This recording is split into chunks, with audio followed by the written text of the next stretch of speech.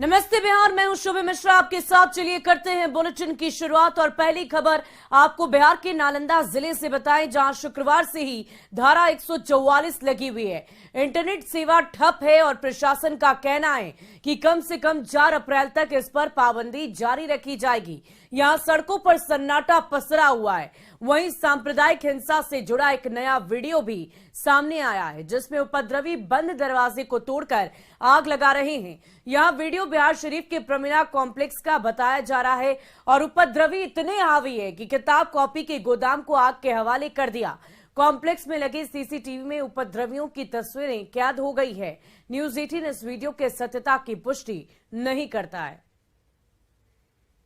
शुक्रवार की देर शाम रामनवमी जुलूस के दौरान हुई पथराव के बाद भड़की हिंसा ने की आग ने सब कुछ ले लिया है। तो आप देख सकते हैं अभी हम मौजूद हैं नालंदा जिले के बिहार स्थित सोगरा कॉलेज के पास, जहां आप देख सकते हैं सोगरा कॉलेज के पीछे जो एक गोदाम है, गोदाम में कॉपी किताब की जो दुकान थी और उसमें आग लगा दिया गया है। खास करके उपद्रवी जो है वो इस तरह कदर आग लगाए हैं कि वह पूरा सारा सामान जलकर खाक हो गया।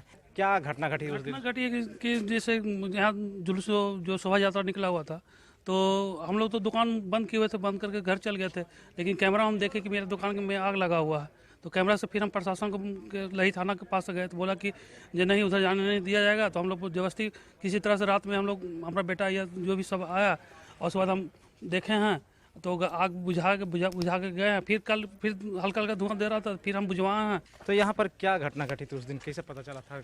हमको गार्ड फोन की कि यहाँ कुछ लोग घुस गए हैं, आग लगा रहे हैं। तो हम तुरंत वहाँ से चलें, पुलिस फोर्स ले पुलिस वाला को कहें, तो पुलिस आने जाने में थोड़ा डर गया, लेकिन फिर भी आधा घंटा 1 घंटा लग ही गया। फिर यहाँ पहुँचे तो कुछ गोदाम में आग लगल था, कुछ होलसेल दुकान में आग लगल था। क्या देख रहे थे सीसीटीवी कैमरा में? सीसीटीवी कैमरा में हमने देखा कि बहुत सारे जो मतलब मंडन से वो सब आग लगा रहे थे। क्षति कर दिया गया है। हमारा दुकान जो भी करोड़ों का मतलब क्षति है। यहाँ पर आग लगाया है जिसका सीसीटीवी फुटेज जो है कैमरा में कैद हो गया है और आप भी देख सकते हैं किस तरह से जो है सीसीटीवी कैमरे में जो कैद है उसमें किस तरह से लोग आग लगा रहे हैं और ये क्षति जो है करोड़ों की हुई है। नालंदा से न्यूज 18 के अभिषेक कुमार। और बड़ी खबर बिहार शरीफ से आपको बता दी, जहां एक युवक का शव मिला है। बाजार समिति परिसर में युवक का शव रखा हुआ था। फिलहाल पुलिस पूरे मौके की छानबीन कर रही है और मामले की जांच में जुटी हुई है। प्रशासन पूरे मामले पर कुछ भी बोलने से इनकार कर रहा है, बचते नजर आ रहा है और शहर के पूरे इलाके को पुलिस छावनी में तब्दील कर दिया गया है। बिहार शरीफ से ये बड़ी खबर आपको बता रहे हैं। बाजार समिति परिसर में एक युवक का शव मिलने से इलाके में अफरा तफरी का माहौल है, सनसनी मच गई है। पुलिस ने शव को कब्जे में लेकर आगे की जांच प्रक्रिया शुरू कर दी है।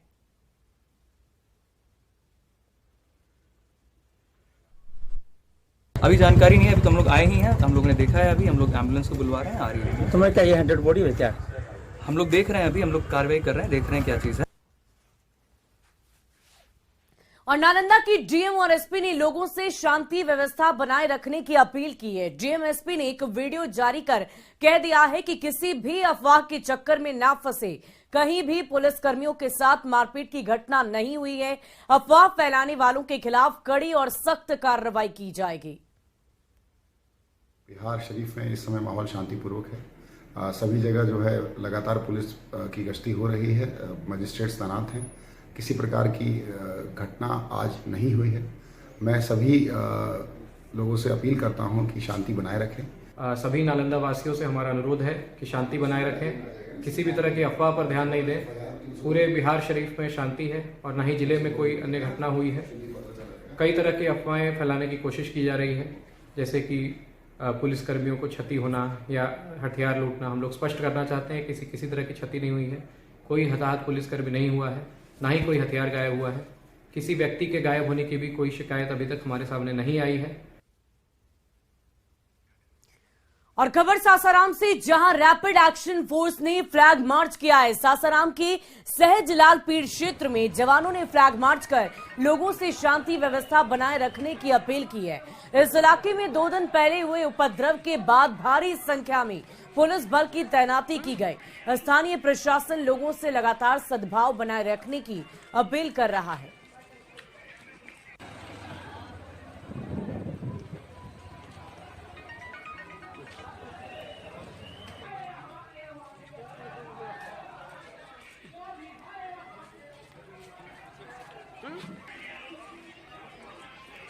और सासाराम से आपको बड़ी खबर बता दी, दंगा भड़काने वालों पर प्रशासन सख्त है। आरोपियों की पहचान लगातार जारी है। सीसीटीवी और वीडियो के आधार पर पहचान की जाएगी। गिरफ्तारी के लिए 40 विशेष टीमों का गठन किया गया है। 40 टीमें छापेमारी कर रही है अलग अलग जगहों पर। ये बड़ी जानकारी आपको सासाराम से दे रहे हैं, जहां सीसीटीवी फुटेज के आधार पर अपराधियों के ऊपर, उपद्रवियों के ऊपर सख्त से सख्त कार्रवाई की जाएगी। आरोपियों की पहचान की जा रही है ताकि उन्हें गिरफ्तार किया जा सके और आगे की जांच प्रक्रिया पूरी की जा सके, कार्रवाई की जा सके।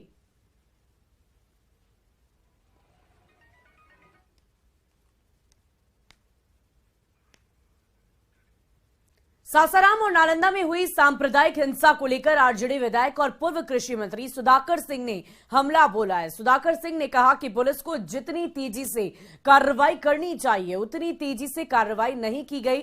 लापरवाही पर कार्रवाई सख्त होनी चाहिए। यह धीमी प्रतिक्रिया है। मैंने कहा कि प्रशासन की धीमी प्रतिक्रिया है। ऐसी घटनाओं में रात को ही डीजी और मुख्य सचिव को जाना चाहिए और घटनाओं पर नियंत्रण का प्रयास करना चाहिए और ऐसे चिन्हित करके अधिकारियों को दंडित करना चाहिए। और इधर बिहार में मची बवाल के बीच बीजेपी विधायक ने सीएम नीतीश को निशाने पर लिया है। बीजेपी विधायक नितिन नवीन ने सीएम के ट्वीट करने पर सवाल उठाए हैं। दरअसल मुख्यमंत्री नीतीश कुमार ने अपने ऑफिशियल ट्विटर अकाउंट से रामनवमी और रमजान को लेकर ट्वीट किया। सीएम ने अपने रामनवमी के ट्वीट में कम शब्द का इस्तेमाल किया, जबकि रमजान के ट्वीट में ज्यादा शब्द लिखे। बीजेपी विधायक ने इन ट्वीट को लेकर सीएम की मंशा पर गंभीर सवाल खड़े किए हैं और कहा है कि देश में 80% की आबादी के लिए कम शब्द, जबकि 20% की आबादी के लिए ज्यादा शब्द। आखिर ऐसा क्यों? बीजेपी विधायक के अनुसार बिहार सरकार तुष्टीकरण की राजनीति कर रही है। ट्विटर हैंडल जिसमें 80% आबादी, हिंदुओं की जो आबादी है, उसको शुभकामना देने के लिए उनके पास 20 शब्द नहीं जुट पाए। और इसके बाद देखिए रमजान का शुभकामना, 20% आबादी को शुभकामना देने के लिए 80 शब्दों से अधिक का प्रयोग हो रहा है। यही तो है तुष्टीकरण की राजनीति। नीतीश कुमार जी, आप आज जिस प्रकार से कार्रवाई कर रहे हैं, जिसके घर जल रहे हैं, जिसके दुकानें जल रही हैं, उन पर FIR हो रहा है। आपका डीजीपी और चीफ सेक्रेटरी किसी विषय पर बोलने को तैयार नहीं खड़े हैं, तो कौन है? आप राज्य के गृह मंत्री हैं, आपके गृह जिले में हो रहा है, फिर भी आप रोक नहीं पा रहे हैं कि राजनीति इसी को तो कहते हैं। तुष्टीकरण क्या है? यही ना है।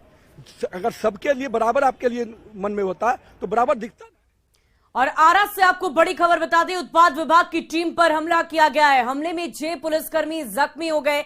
घायलों में एक इंस्पेक्टर और ASI भी शामिल है। उत्पाद विभाग की टीम ने 2 लोगों को पकड़ा है। गिरफ्तारी से नाराज लोगों का सड़क जाम करने की तस्वीर भी सामने आई। सहार के राजदेव नगर दलित टोला की ये पूरी घटना है।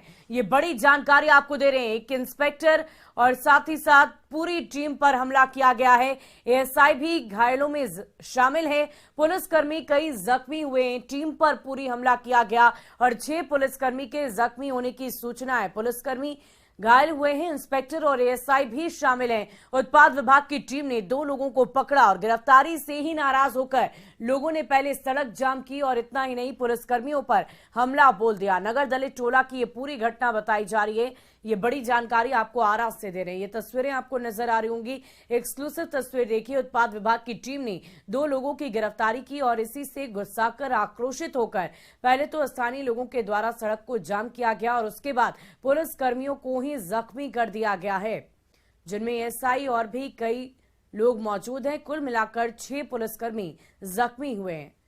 तो इंस्पेक्टर और ASI के भी घायल होने की सूचना है। उत्पाद विभाग की टीम ने 2 लोगों की गिरफ्तारी की और इस तरीके से स्थानीय ग्रामीणों का आक्रोश देखने को मिला, लोगों का आक्रोश देखने को मिला।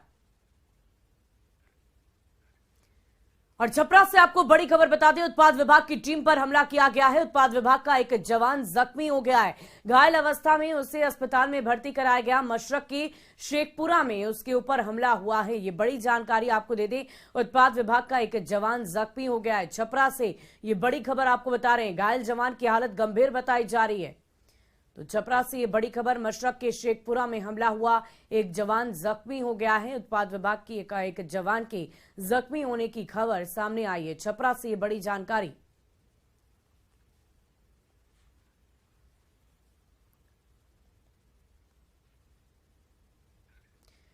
और इस बीच राजधानी पटना से आपको बड़ी खबर बता दें, अपार्टमेंट में आग लग गई है। इसके पूरी थाना इलाके की ये पूरी घटना बताई जा रही है। दूसरी मंजिल पर आग लगी थी और काफी कड़ी मशक्कत के बाद आग को बुझाया गया। अपार्टमेंट को खाली कराया गया और समय रहते आग पर काबू पा लिया गया। ये बड़ी जानकारी आपको दे रहे हैं राजधानी पटना से, जहां इसके पूरी में एक अपार्टमेंट में अगलगी की घटना घटी और काफी कड़ी मशक्कत के बाद आग को काबू में लाया गया।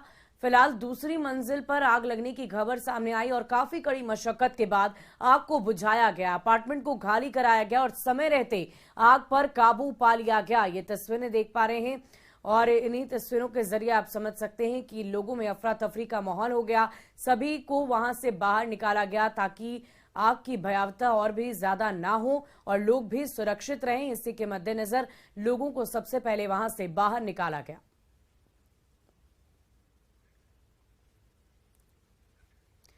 और खबर जहानाबाद से, जहां 4 लोगों की हत्या मामले में 14 आरोपी दोषी करार दिए गए हैं। वहीं 6 आरोपियों को कोर्ट ने बरी कर दिया है। दरअसल 2 साल पहले 4 लोगों की गोली मारकर हत्या कर दी गई थी और अब सजा के बिंदु पर 12 अप्रैल को सुनवाई होगी। सिंचाई के लिए पानी के विवाद में 8 अगस्त 1996 को 4 लोगों की निर्मम हत्या हुई थी और एक गांव के कुछ लोगों ने दूसरे गांव में धावा बोल दिया और गोलीबारी में 4 लोगों की जान चली गई।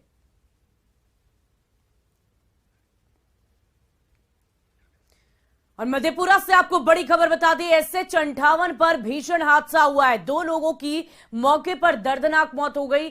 ऑटो और बाइक की जोरदार टक्कर हुई और इसी दौरान सड़क हादसे में 2 लोगों की मौत होने की खबर सामने आई है। हादसे में घायल 3 की हालत गंभीर बताई जा रही है।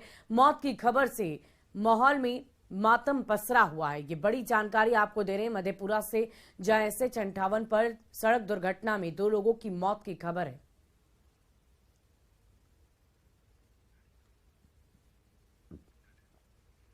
और खबर मुंगेर से, जहां खड़गपुर में डायन बिसाही का आरोप लगाकर एक महिला के साथ मारपीट की गई। महिला को गंभीर हालत में अस्पताल में भर्ती कराया गया, जहां उसका इलाज जारी है। दरअसल गोबड्डा पंचायत के टाड़ी गांव में एक महिला को डायन बताकर उसके पड़ोसी ने उसकी पिटाई कर दी।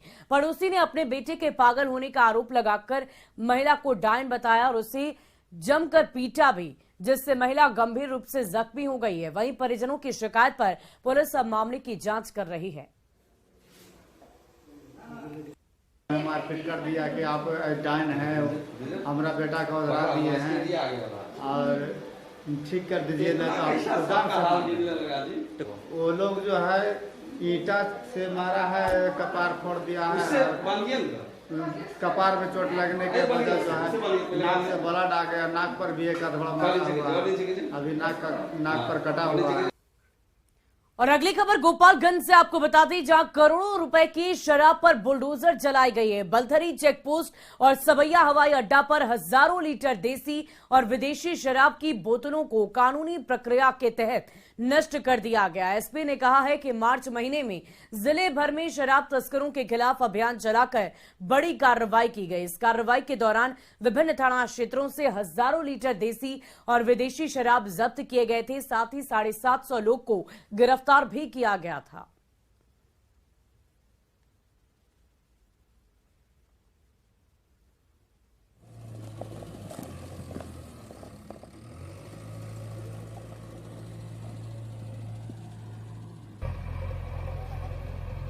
लगातार जारी है और इस क्रम में जो शराब बरामद किया गया था उसके विनिष्टीकरण की प्रक्रिया की जाती है। और इसी क्रम में कल बलथरी चेक पोस्ट पर जो सदर अनुमंडल अंतर्गत है और सबिया एयरफील्ड है, ये दोनों जगहों पे करीब 8,650 लीटर शराब का विनिष्टीकरण किया गया है। और खबर बेतिया से, जहां भौरोगंज और खरपोखरा स्टेशन के बीच PWI इंस्पेक्टर की ट्रेन से कटकर मौत हो गई है। इंस्पेक्टर को सवारी गाड़ी ने अपनी चपेट में ले लिया। RPF इंस्पेक्टर ने बताया कि रेलवे ट्रैक पर गिट्टी गिराने के दौरान इंस्पेक्टर किनारे खड़े थे और तभी सवारी गाड़ी ने उन्हें रौंद डाला। इस घटना की जानकारी मिलते ही परिजनों में कोहराम मच गया है। वो लेफ्ट साइड में थे, एक राइट साइड में थे, 3 को क्या बीच में अनलोडिंग होता है तो इंजन के जैसे जिस रफ्तार में चलने के लिए बोला जाता है उस रफ्तार में चलता है।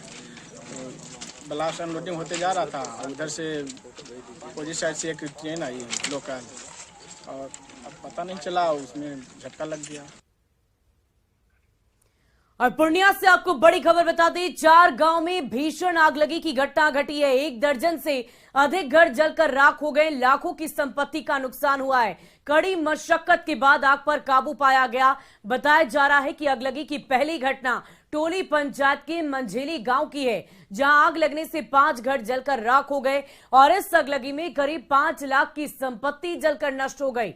वहीं दूसरी घटना अमौर थाना के बसंतपुर गांव में हुई, जहां आग लगने से 2 घर जलकर राख हो गए, जबकि एक बछड़े की जलकर मौत हो गई है। वहीं रोहटा थाना के मंझौक और नंदिया गांव में भी बीती रात आग लगी, जिससे 4 घर जलकर राख हो गए। वहीं पीड़ित परिजनों के द्वारा प्रशासन से मुआवजे की मांग की जा रही है।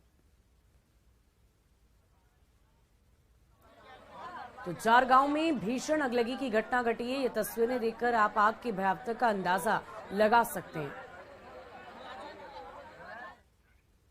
और गोपालगंज से आपको बड़ी खबर बताएं, लूटपाट के दौरान पेंटर की हत्या कर दी गई। अपराधियों ने चाकू मारकर हत्या की। चका गांव थाना क्षेत्र के छोटका साखे में इस पूरी वारदात को अंजाम दिया गया। अनिल महतो मृतक युवक का नाम बताया जा रहा।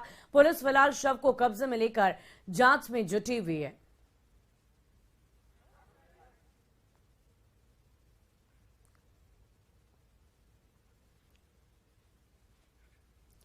और सोमवार की देर रात भोजपुरी एक्टर पवन सिंह मृतक अभिनेत्री आकांक्षा दुबे के घर पहुंचे। यूपी के भदोही जिले के बरदहा गांव में उन्होंने परिजनों से मिलकर सांत्वना दी। पवन सिंह को देखते ही आकांक्षा दुबे के पिता फूट फूट कर रोने लगे और इस दौरान पवन सिंह भी काफी भावुक हो गए। उन्होंने आकांक्षा के परिजनों से न्याय की लड़ाई में साथ देने का वादा किया। साथ ही कहा है कि आकांक्षा के परिवार को न्याय मिलना ही चाहिए। इस दुख की घड़ी में हम सभी उनके साथ हैं। पवन सिंह ने कहा कि आकांक्षा अंदर से मजबूत थी, हमेशा हंसी मजाक करने वाली और खुश मिजाज लड़की थी। ऐसा कदम वो नहीं उठा सकती। हम लोग कभी कल्पना भी नहीं कर सकते कि वो ऐसा करेगी। आपको बीते दिनों वाराणसी के एक होटल में अभिनेत्री आकांक्षा दुबे ने आत्महत्या कर ली थी। इस बात की जानकारी पहले ही सामने आई। फिलहाल इस पूरे मामले में जांच चल रही है।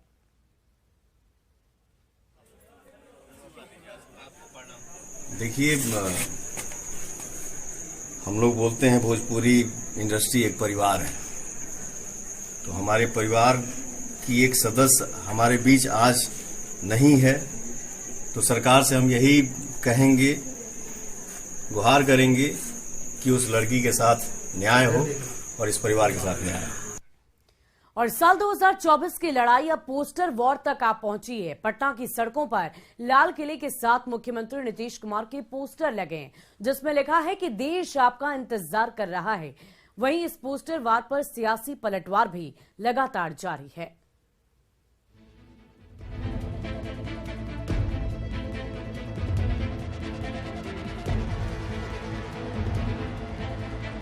– 2024 की लड़ाई बिहार में पोस्टर वार पर आ चुकी है। ऐसा हम इसलिए कह रहे हैं क्योंकि राजधानी पटना की सड़क पर लगे पोस्टर कुछ यही बयां कर रहा है।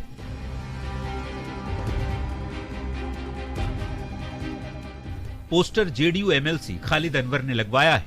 लाल किले की तस्वीर लगे इस पोस्टर में नीतीश की तस्वीर के साथ लिखा है, नीतीश का इंतजार पूरे देश को है। नवादा की रैली में केंद्रीय गृह मंत्री अमित शाह ने कहा था कि प्रधानमंत्री की कुर्सी खाली नहीं है नीतीश जी, आपका सपना सपना ही रह जाएगा। लेकिन ठीक उसके एक दिन के बाद पटना के सड़कों पर कई जगहों पर आपको ऐसे ऐसे पोस्टर नजर आएंगे जो जेडीयू की तरफ से लगाया गया है। जेडीयू के एमएलसी है खालिद अनवर, उन्होंने लाल किले का पोस्टर बनाया है और ठीक उसके बगल में नीतीश कुमार की तस्वीर और लिखा गया है, हम बिहार वाले हर कदम आपके साथ हैं, देश को आपका इंतजार है, रमजान मुबारक। ये पोस्टर अमित शाह के उस बयान के बाद जेडीयू की ओर से लगाया गया है जिसमें उन्होंने कहा था कि नीतीश जी आप कभी भी प्रधानमंत्री नहीं बन सकते। नवादा की रैली में रविवार को ही केंद्रीय गृह मंत्री ने क्या कुछ कहा था, इसे सुन लीजिए। तो मैं बिहार की जनता को स्पष्ट कह देना चाहता हूं और लल्लन बाबू को भी स्पष्ट कहना चाहता हूं, आप लोगों के लिए भाजपा के दरवाजे हमेशा के लिए बंद हो चुके हैं। अब जरा ये तस्वीर देख लीजिए। पटना के फुलवारी शरीफ में अल्पसंख्यकों के एक संस्थान में आयोजित दावते इफ्तार कार्यक्रम में बतौर मुख्य अतिथि पहुंचे सीएम नीतीश कुमार का बेहद ही शानदार स्वागत किया गया। लेकिन मंच पर बने इस लाल किले की तस्वीर के बीच मुख्यमंत्री की कुर्सी ये बताने के लिए काफी है कि क्यों ऐसी तस्वीरों को पोस्टर के जरिए दिखाने की कोशिश हो रही है। वैसे कौन लाल किले की प्राचीर से देश को संबोधित करता है, इसके लिए तो हमें करीब 1 साल तक इंतजार करना होगा, लेकिन पोस्टर के बहाने ही सही बिहार की सियासत गर्व जरूर है।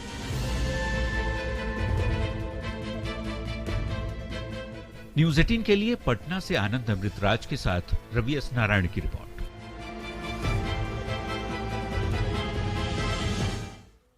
और मुख्यमंत्री नीतीश कुमार के लाल किले वाली तस्वीर पर सियासत शुरू हो गई है। बीजेपी ने जहां इसे मुंगेरी लाल के हसीन सपने बताया है, वहीं आरजेडी का कहना है कि अगर नीतीश कुमार खुद ऐलान कर चुके हैं कि वो पीएम पद की रेस में नहीं है। ये बड़ा ही आश्चर्य का विषय है कि जो व्यक्ति बिहार में गृह मंत्री की जिम्मेवारी रखे हुए हों और वो अफ्तारी में लाल किला के साथ दिखाई पड़े, उन्हें अभी विधि व्यवस्था को देखना चाहिए, क्योंकि बिहार की विधि व्यवस्था को लेकर सारे लोग चिंतित हैं। 2-3 जिलाओं में बड़ा ही गंभीर स्थिति है और माननीय मुख्यमंत्री जी लाल किला के साथ फोटो खिंचवा करके मुंगेरी लाल की हसीन सपने देख रहे हैं। लाल किले पर झंडा आदरणीय नीतीश कुमार जी अगर फहराते हैं आने वाले दिनों में, इससे अच्छी बात और क्या हो सकती है। अब तो देश की जनता भी चाहती है, बिहार के लोग भी चाहते हैं, लेकिन माननीय मुख्यमंत्री जी ने स्पष्ट कर दिया वो पीएम रेस में नहीं है। भाजपा मुक्त भारत बनाने के लिए तमाम विपक्षी पार्टियों को एकजुट करने में लगे, इसलिए ये तस्वीर के नीचे बैठ गए। अब कोई भारत माता के नीचे अगर भारत माता की जयकारा बीजेपी वाले लगाते हैं और जय श्री राम बोलते हैं तो नहीं बोलना चाहिए उनको।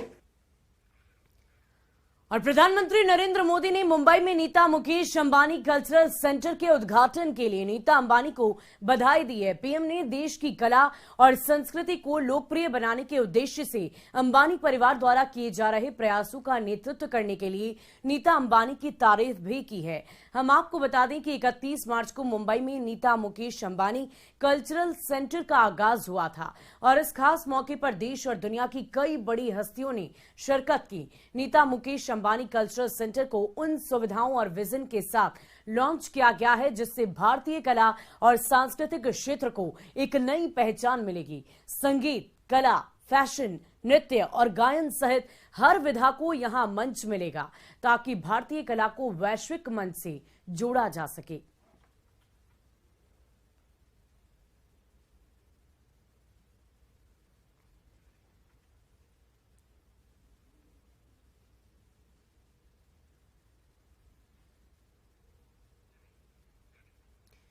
और देखिए, आईपीएल की सीजन 16 में जियो सिनेमा पर दर्शकों का बेहिसाब प्यार उमड़ा है। ओपनिंग वीकेंड पर जियो सिनेमा ने सारे रिकॉर्ड को तोड़ दिया। टाटा आईपीएल 2023 के ओपनिंग वीकेंड में जियो सिनेमा को रिकॉर्ड 147 करोड़ व्यूज मिले हैं। वहीं 5 करोड़ नए ऐप डाउनलोड करने वाले यूजर्स मिले हैं। जियो सिनेमा को पहले दिन कुल मिलाकर 50 करोड़ व्यूज मिले, जिसमें से 6 करोड़ यूनिक व्यूज थे। प्रति मैच प्रति दर्शक बिताया गया औसत वक्त यानी कि समय 57 मिनट तक पहुंच गया है और हर मैच 57 मिनट व्यूअर का रिकॉर्ड टाइम स्पेस है। यानी कि पिछले सीजन के पहले वीकेंड की तुलना में जियो सिनेमा पर प्रति दर्शक प्रति मैच बिताया गया वक्त 60% से भी अधिक बढ़ गया है। और पहली दफा आईपीएल 2023 हिंदी अंग्रेजी को छोड़कर कुछ क्षेत्रीय भाषाओं में प्रसारित किया गया। आईपीएल का इंग्लिश, हिंदी, तमिल, कन्नड़, मलयालम, तेलुगु, भोजपुरी, मराठी, उड़िया, पंजाबी, बांग्ला, गुजराती भाषाओं में प्रसारण किया गया। भोजपुरी की कमेंट्री के साथ हुए प्रसारण ने सबसे ज्यादा सुर्खियां बटोरी और पहली दफा भोजपुरी में आईपीएल की कमेंट्री हो रही है, जिसे यूपी बिहार के दर्शकों ने हाथों हाथ लिया है।